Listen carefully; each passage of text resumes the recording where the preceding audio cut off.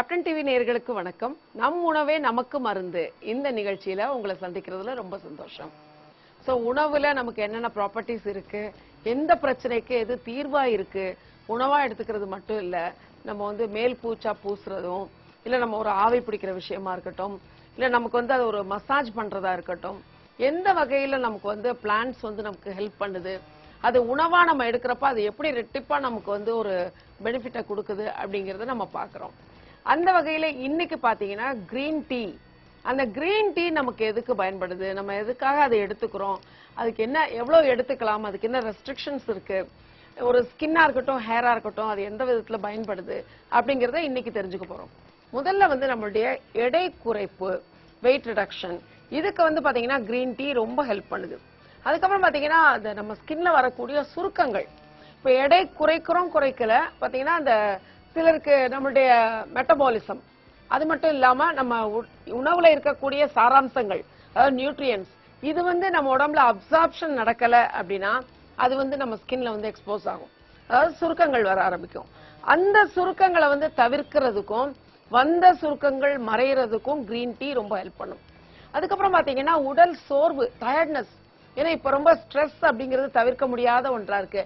அப்ப அதனால வரக்கூடிய உடல் சோர்வு, மனச்சோர்வு, அழுத்தம், மன அழுத்தத்தால வரக்கூடிய மனச்சோர்வு, அது பாத்தீங்கன்னா நிறைய பிரச்சனைகளை லீட் பண்ற ஒரு காரணியா அது அமையும், மனச்சோர்வு அப்படிங்கிறது. அந்த மாதிரி வரக்கூடிய அசதி சோர்வுகளுக்கு பாத்தீங்கன்னா இந்த கிரீன் டீ ஒரு சிறந்த மருந்தா இருக்கும்.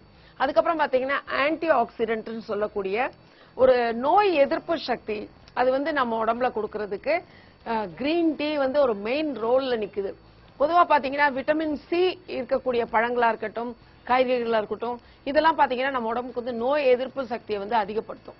அந்த மாதிரி ஆன்டி ஆக்சிடென்ட் ப்ராப்பர்ட்டி முழுக்க தன்னகத்தை கொண்ட ஒரு டீ தான் இந்த கிரீன் டீ அப்படின்னு சொல்லலாம்.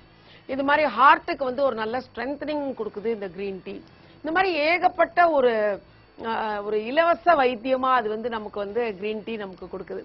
அப்படிப்பட்ட கிரீன் டீயை நம்ம எப்படி எடுத்துக்கலாம், யார் எடுத்துக்கலாம், யார் எடுத்துக்க கூடாது அப்படின்னு சொல்லி நமக்கு அதை பத்தின ஒரு சவுண்ட் நாலேஜ் நமக்கு இருக்கணும். சிலர் பாத்தீங்கன்னா வெயிட் ரிடக்ஷன் அப்படிங்கிற கான்செப்டுக்கு ஃபுட்டை ஸ்கிப் பண்ணிட்டு 3 வேளையும் கிரீன் டீ எடுக்கிறவங்க எல்லாம் இருக்காங்க.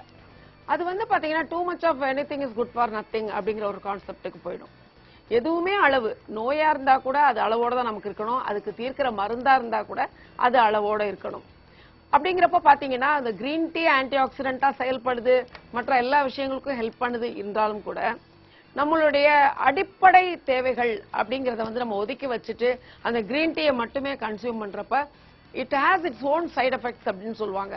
அதாவது ஒரு நல்ல விஷயமும் இருக்கும், நமக்கு தீங்கு தரக்கூடிய சில விஷயங்களும் அதுல இருக்கும். அதை அளவுக்கு மீறி நம்ம கன்சியூம் பண்றப்ப அந்த பிரச்சனைகள் தலை தூக்க ஆரம்பிச்சிடும். அதனால கிரீன் டீ அப்படிங்கறத பாத்தீங்கன்னா நீங்க மேக்சிமம் ட்வைஸ் அ டே அப்படிங்கிற மாதிரி எடுத்துக்கோங்க. இல்ல ஒரு நாள், இப்ப காலையில எந்திரிச்சு நீங்க எம்டி ஸ்டொமக்ல எடுக்கிறீங்க அப்படின்னா சூடா நீங்க கிரீன் டீ எடுக்கிறத விட கொஞ்சம் வார்மா எடுங்க, இல்ல கோல்டு டீ மாதிரி எடுங்க, அது இன்னும் உங்களுக்கு ஹெல்ப் பண்ணும்.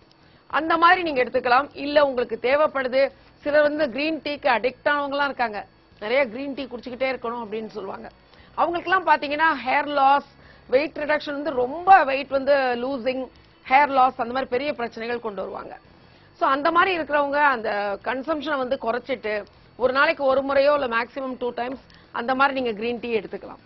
ஓகே, இப்படிப்பட்ட கிரீன் டீ உங்களுக்கு தலை முடிக்கு எப்படி பயன்படுது, ஸ்கின்னுக்கு எப்படி பயன்படுது அப்படிங்கறத நம்ம பார்க்க போறோம். இந்த கிரீன் டீ நீங்க எடுக்கிறது செலக்ஷன் ஆஃப் கிரீன் டீ அப்படிங்கறத நீங்க பாத்துக்கோங்க. அதாவது என்ன கேட்டா நான் என்ன சொல்றேன்னா, இந்த மாதிரி ஒரு கிரீன் டீ இது உங்களுக்கு சைனால இருந்து வருது. சைனீஸ் கிரீன் டீ அப்படிங்கிறது பாத்தீங்கன்னா கிரேட் ப்ராப்பர்ட்டிஸ் அந்த கிரீன் டீல உண்டு. கிரீன் டீ நிறைய இருக்கு. நீங்க எடுக்கக்கூடியது இந்த மாதிரி லீஃபா இருக்கக்கூடிய கிரீன் டீ எடுங்க. இது சைனீஸ் கிரீன் டீ. இந்த கிரீன் டீ எடுத்து என்ன பண்ணுங்க, நல்ல பாயிலிங் வாட்டர், நல்ல கொதிக்கிற தண்ணி, ஒரு கைப்பிடி கிரீன் டீ லீஃப் எடுத்துக்கிட்டீங்க அப்படின்னா நல்ல கொதிக்கிற தண்ணி ஒரு 100 மில்லி எடுத்துக்கோங்க. கொதிக்கிற தண்ணியில இந்த கிரீன் டீயை போட்டு நல்லா மூடி வச்சிடுங்க. அது ஏர்டைட் கண்டெய்னரா இருக்கட்டும், நல்லா மூடி வச்சுட்டு 24 hours ஒரு நாள் முழுக்க அதை ஓபன் பண்ணாதீங்க. நெக்ஸ்ட் மார்னிங் பாத்தீங்கன்னா அந்த கிரீன் டீயோட எசன்ஸ், அதுல இருக்கக்கூடிய ப்ராப்பர்ட்டிஸ் எல்லாமே அந்த கொதிக்கிற தண்ணியில இறங்கி நல்லா சில்லுன்னு ஆறி இருக்கும் இல்லையா, அந்த தண்ணியை வடிகட்டிக்கோங்க. அது ஒரு கிரேட் கிளென்சர், அண்ட் உங்க ஸ்கின்னை வந்து சாஃப்ட்னிங் பண்ணக்கூடிய ஒரு கிரேட் மெடிசன் அப்படின்னு சொல்லலாம். அது மட்டும் இல்லாம ஸ்கின்னை வந்து இன்ஸ்டன்டா லைட்னிங் பண்ணக்கூடிய தன்மை இதுக்கு உண்டு. ஓகே, இந்த கிரீன் டீ லீஃபை நீங்க வந்து எப்படி யூஸ் பண்ணலாம் அப்படின்னா, இந்த முதல் நாளே தயார் பண்ண அந்த கிரீன் டீ டிகாக்ஷன் நல்ல கொதிக்கிற தண்ணியில போட்டு மூடி வச்சிடுறீங்க. திரும்ப மேற்கொண்டு பாயில் பண்ணாதீங்க. மறுநாள் அதை வடிகட்டி எடுத்தீங்கன்னா நல்ல டார்க் கிரீன்ல உங்களுக்கு அந்த எசன்ஸ் கிடைக்கும். அந்த எசன்ஸ் எடுத்துக்கோங்க.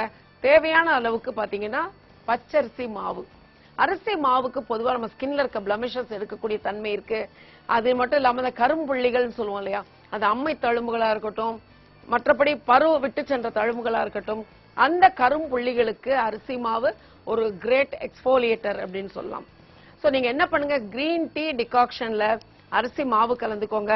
இது வந்து பப்பாயா ஜூஸ், பப்பாளி பழம் நல்லா உங்களுக்கு ரைப்பனான பழுத்த பப்பாளி பழத்துல இருந்து எடுத்த ஜூஸ். நீங்க ஜூசர்ல போடலாம், இல்ல மிக்சிலையும் அடிச்சு வடிகட்டிக்கோங்க. அதுல வந்து இது மூணையும் கலந்து இதை ஒரு பேக்கா ரெடி பண்ணுங்க. பொதுவா அரோமா தெரப்பி அப்படிங்கறது பாத்தீங்கன்னா அது நிறைய ஃபெர்மெண்ட் பண்ணுவோம். the more fermentation உங்களுக்கு வந்து more benefits கொடுக்கும். இது வந்து பாத்தீங்கன்னா ஒரு 15 நாள் 20 நாள் அரோமா ஆயில்லே ஊறும். சோ அரோமா ஆயிலுக்கு பாத்தீங்கன்னா கிட்டத்தட்ட ஒரு 3000 வருஷங்கள் வந்து லைஃப் அப்படின்னு சொல்லலாம். ஏன்னா நேச்சுரலா அப்படியே அரோமா ஆயில டைரக்டா வந்து உங்களுக்கு வந்து அதை கம்ப்ரஷன்ல எடுத்து அதை வந்து நம்ம வந்து ட்ரீட்மெண்ட்டுக்கு யூஸ் பண்றோம். அந்த வகையில பாத்தீங்கன்னா ஸ்கின்னோட லைட்னிங் இல்ல ஸ்கின்னுக்கு வந்து சைன் ஆஃப் ஏஜிங் குறையணும் அப்படிங்கிறதுக்கு ஒரு 3 காம்போசிஷன்ல இதுல வந்து அரோமா ஆயில நம்ம ஊற வைக்கிறோம். அதுல முக்கியமான காம்போசிஷன் பாத்தீங்கன்னா இலாங் ஆயில், அதாவது மனோரஞ்சித பூவில இருந்து எடுக்கக்கூடிய ஆயில். அது வந்து ஸ்கின்னை வந்து அப்படி பூ மாதிரி ஆக்கும். அந்த மாதிரி ஒரு ப்ராப்பர்ட்டி அந்த இலாங் ஆயிலுக்கு உண்டு. ஸோ இதுல என்னென்ன ஆயில் இருக்கு அப்படின்னு பாத்தீங்கன்னா இலாங் ஆயில் இருக்கு, ஜெரேனியம் ஆயில் இருக்கு, அதுக்கப்புறம் பாத்தீங்கன்னா கோரியாண்டர் லீஃப், கொத்தமல்லி இலையிலிருந்து ரொம்ப டஃபஸ்ட் ஆயில்ஸ்ன்னு சொல்லலாம், வெரி எக்ஸ்பென்சிவ். அந்த ஆயில் மூணையும் பாத்தீங்கன்னா ஒரு 15 நாள் இந்த பேக்ல ஊற வச்சு அதை வந்து ஸ்கின்னுக்கு அப்ளை பண்றப்போ ஸ்கின் வந்து ரொம்ப லைட்டன் ஆகி லாங் லாஸ்டிங்கா இருக்கும். இந்த மாதிரி பேக்ஸ் நீங்க வீட்ல ரெடி பண்ணிக்கலாம். ஃப்ரிட்ஜ்ல ஸ்டோர் பண்ணிக்கோங்க. ஸ்டோர் பண்ணி டெய்லி அப்ளை பண்ணி பாருங்க. உங்க ஷேட் வந்து 2 ஷேட் பிரைட்டர் ஆகி ரொம்ப ரொம்ப ரொம்ப ரொம்ப இளமையா ரொம்ப அழகா இருப்பீங்க.